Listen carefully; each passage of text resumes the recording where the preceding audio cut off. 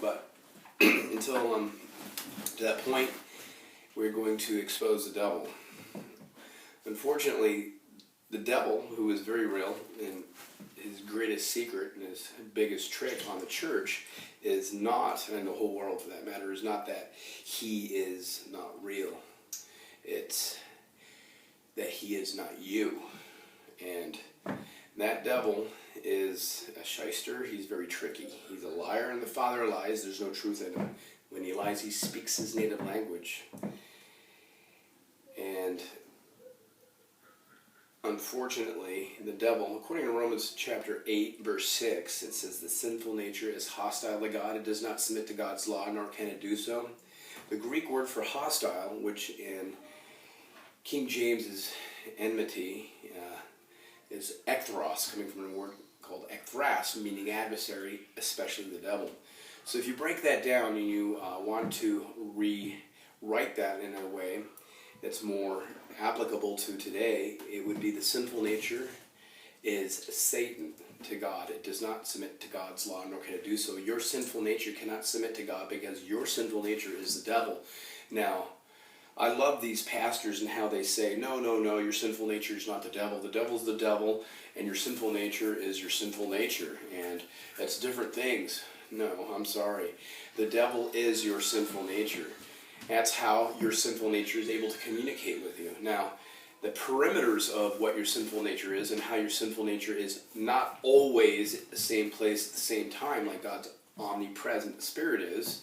The sinful nature can only be in so many places at so many times. You're not always walking in your sinful nature. Sometimes you are walking in your sinful nature, and sometimes you're not, even if you're a pagan. There are plenty of pagans out there that do not walk in their sinful nature 100% of the time, though.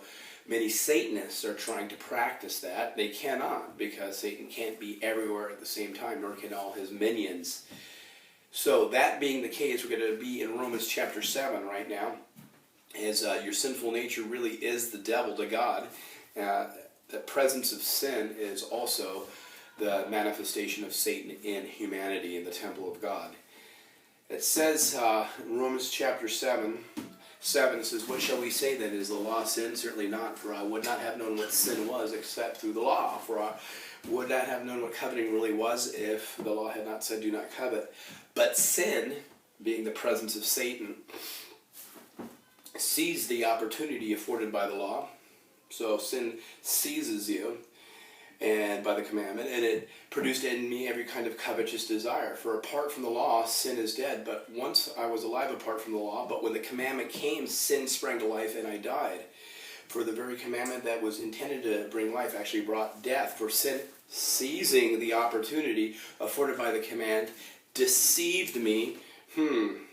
Sounds like a little dude I know called the devil. He seizes, he deceives, and through the command put me to death. Sounds like the characteristics of Satan to me. Satan looks to seize, he looks to kill, steal, destroy. He roars around like a lion, wondering who he can devour. So there's the characteristics of Satan, all they're wrapped up in sin. And now, you're not always manifesting Satan because you're not always manifesting sin. But when Satan wants to rear his ugly head through your sinful nature, that's a manifestation of Satan himself through humanity. Most people have no qualms saying that Charles Manson was demon-possessed. Well, great. As his demon-possessedness, as he murdered and had other people murder for him, the presence of the devil alive in him was a manifestation of Satan on earth. That's as close as Satan gets to humanity. As far as I can tell, no man of God, none of the bigwigs, Billy Graham, John Piper, C.S. Lewis, none of these guys throughout history, even in the mystics, had ever reckoned that they've seen the devil. And the ones that they have said that seen the devil, and they never match up with other people that say they've seen the devil. So the devil really doesn't have a specific body. He may manifest himself through people in their mind as a certain being, tall, gigantic, maybe very beautiful, maybe very demonically ugly. However, Satan doesn't have a body, according to what I understand. But he does have a people, and it's humanity. And as long as we are uncrucified, That's meaning if there's any part of our sinful nature that has not been crucified with Jesus, Satan has an open door to use you and to manifest himself in you. And sin is that very manifestation of Satan in your soul, in your temple, in the temple of God, because God, our bodies are his temple. However, if we are allowing Satan to manifest in our temple, guess who we're manifesting? Satan. So most people have no qualms as Charles Manson is brutally killing people, saying, yeah, the devil did that. Yeah, well, the devil did do that. He just did it through Charles Manson. And every time you lie, well, the devil's doing it through you.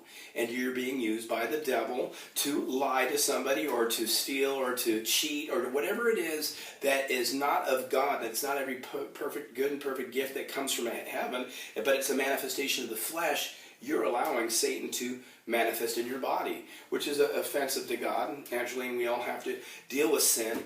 But if we knew who sin was, and if we knew that our sinful nature was the devil and he was that close to us, we'd be more apt to want to have it crucified.